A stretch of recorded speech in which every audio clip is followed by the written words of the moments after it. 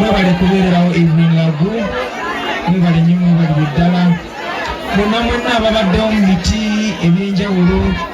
ffe babadde akola nabo ku sayidi y'okuyimba ne babadde akola nabo ku sayidi y'akatemba mu biti byonna bene ebyenjawulo banneyiba be baganda be bannyina be bannange mwebale kujjanjaba Lagu buli omu alina kyakoze webale nnyo webalire ddala naye Mukama bw'ati bwageze ate ekyo tekikyuka kuggwe nange bwe kigenda okubeera kitalo nnyo kitalo ddala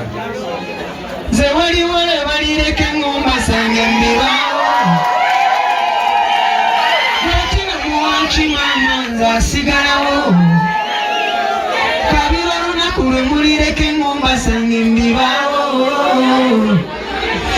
natina muwankimama nze asigalawo manye bumanye ti buli kyalumu webuti ng'omukasirina nga buli endalukuyawandula emabbali ng'olombafuukidde ekyenyinyalwa obwana bwange buwalome nga nsirise mbulidde mu masuuka nga bwebukwata kumbula oba mpulira naye nga mpaawo amaziga maaso abamu nga gabayitamu nze ndyawo fuse mugenzi era mu lukeesi ng'ennyumba ey'oluberera mu ntwale akamagombe ffenna lyekkubo Evelyn Lagu Mukama akumbuze mirembe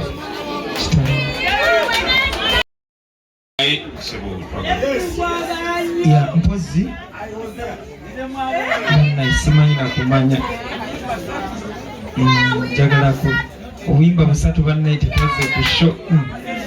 badde nsaba obani alina ekitabo kyaffe ekituyambako ku byokwasaganya ankobosa ngenda kuba ekyempaayo ekitonotono teffe tetwogeza kuno gugira kuno tegugira kuno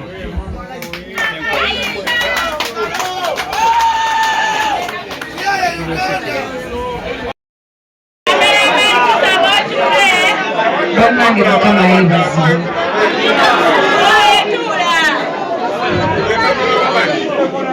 tuli wano lwa Mukama Katonda banange tukakane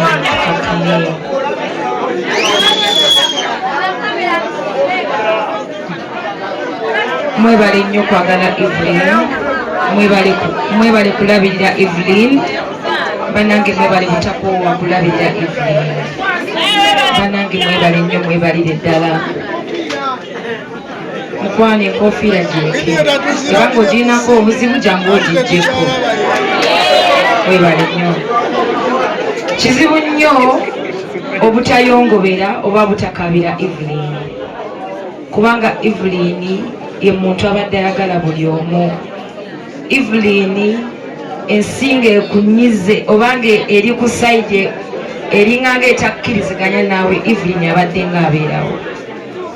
buli bwe ntulira ku meseji bwange ne Evelyn essaawa zino newe mba ngamba bannange kangume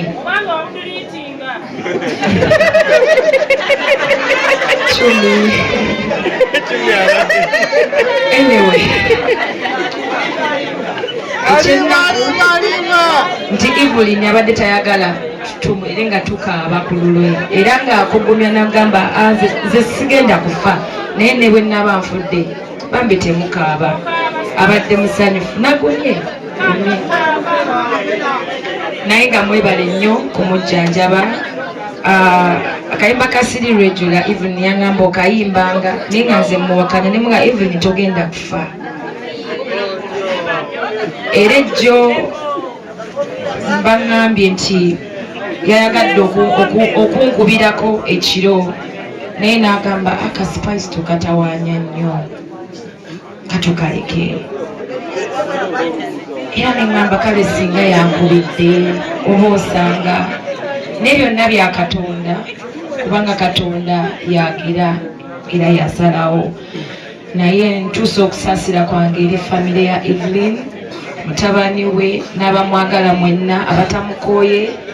Evelyn ebirungi byafunye mu kusomozebwa kwabaddemu bye bingi nnyo naddala na wano we tuli era bwe yaŋŋamba nti Spice banzimbidde amaka eyo ŋŋenda ewange nali musanyufu nnyo Mukama Katonda yeebale nnyo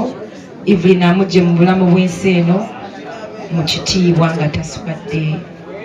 ate nga mmwe mubikoze mwebale nnyo mwebalire ddala